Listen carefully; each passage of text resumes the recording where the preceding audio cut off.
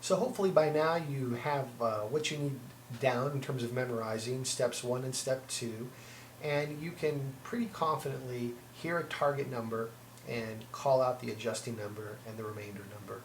I won't recommend this, but the way I practice is as I drive the streets of Los Angeles, I look at the license plate in front of me, find different number combinations, and call out the appropriate A number and R number. In case you do that and get into an accident, I don't want to be sued, so you didn't hear it from me, but that's kind of how I practice these kinds of things. There's a couple other tricks I'd like to share with you. The first involves whether or not that you memorize the foundation grid. Annemann had a routine where he used the foundation grid as an example of explaining to the audience how a magic square worked and all the different combinations. And then he used that as a guide, a visual guide, in order to come up with a target grid that matched the number that the spectator wanted. There are other ways to do it. I prefer to memorize it. I've done a magic square so many times that the numbers are just ingrained in my brain. I know the upper left corner is 8. I know the bottom right corner is 15. I know the middle is 7 and 9 and 16 and 2. I just know it because I've done it so much. If you don't do it a lot, you might forget those patterns, and so you don't want to have to worry that you've screwed up those numbers. And so there's cribs that you can use. The one I like is based off of a kind of routine that I use. My favorite way of doing a magic square right now is using Post-it notes. I can carry them in my back pocket and I'm ready to go, and at a moment's notice someone calls out a target number and I start to create a magic square with these Post-it notes, and I'll show you the picture I have in the ebook. Each number goes onto a magic square. It goes onto a Post-it note. When I start this, no one knows what I'm doing. I don't call it a magic square. I don't say exactly what I'm trying to build here. All I do is I start writing numbers and sticking them to the table. And I stick them in a haphazard pattern. And I get faster and faster as I go. And it kind of has a savant look to it, as I rattle through all these numbers and quickly stick them on the table. But as I get toward the end, all of a sudden it becomes clear that this pattern forms a 4 by 4. And that's when I take them through all the possibilities that this generates their target number, rows and columns and diagonals and pandiagonals and corners and centers and all those kinds of things. It's a really fun way to present the magic square. And it allows you to, one, do it almost anywhere. You can use a table, you can use a wall, you can use a window in a car. The possibilities are endless, so it really frees you up. And it creates some intrigue, because when you produce a pre-created square, if anybody's ever seen the routine before, they're going to know that you're doing a magic square. So I like the flexibility and the intrigue that the Post-it notes create. It also provides a pretty cool crib, and here's how. What I do is, if you don't want to memorize the order, you take the numbers from the foundation grid and you write one number per sheet. And for 16 sheets, you have a number. So, for example, upper left corner, the real number is 8 for the foundation grid. So you write 8 right there, real lightly and real small. It might not even show up right now on this camera.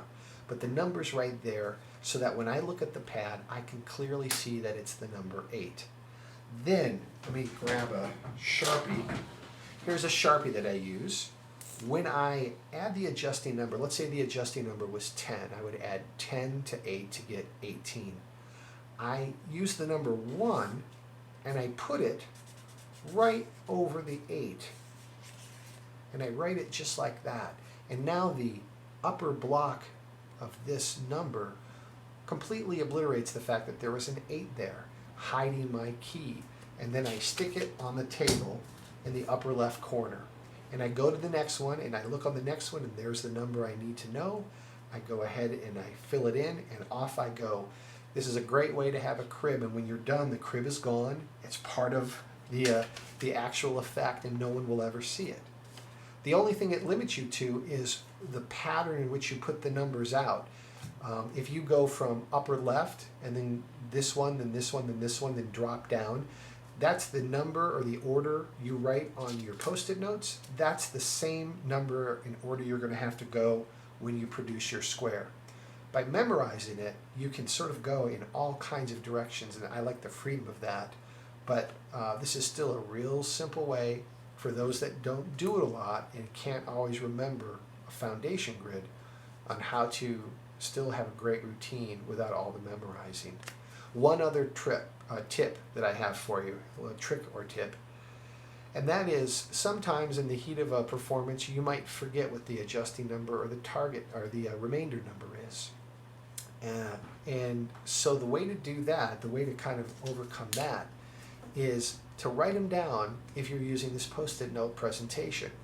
What you'll do is you get the target number, and let's say the target number is, again, 71, since that's the one we've been dealing with. When you run through the system, you actually come up with a remainder first. Okay, so we know it's a remainder 1. So I write the remainder 1 right on the Post-it note, and I stick it down on the table as my first number. And then all of a sudden I get the adjusting number, and that's 9. So I write down 9, and I stick that on the table. Now I have both my A number and my remainder number, or my R number, staring me right in the face as I go ahead and build the rest of this magic square. So I'll never forget those numbers, and I start to build my magic grid. I go until I have 12 of the, or 14 of the 16 numbers down, and then the other 2 numbers give me my total of 16. So I have what looks like a square on the table, but I look at it kind of confusing, and something's not quite right, and I take off the 9 and the 1 that I first put down, and I throw them away, and I write the last 2 numbers that belong into the magic square, stick them on the table, and there you go. You have your complete adjusted magic square for the target number. So no one knows when you're doing the effect what you're doing to begin with, so they don't know what these numbers represent, and it just looks like you are in that kind of savant mode, getting numbers in your head and writing them down, and some of them work and some of them don't, and you're adjusting things. So it adds to the presentation, I think, but it's a real, I think, a clever way to make sure that you never forget your key numbers that you need to know. So that's it. I hope you find something within the ebook and within these screencasts that are useful for you. I hope you try out the routine. I would love to hear your thoughts on it. My email address is in the ebook. It's bill.fritz@att.net, and you can go ahead and send me any comments or thoughts that you have. And thanks very much.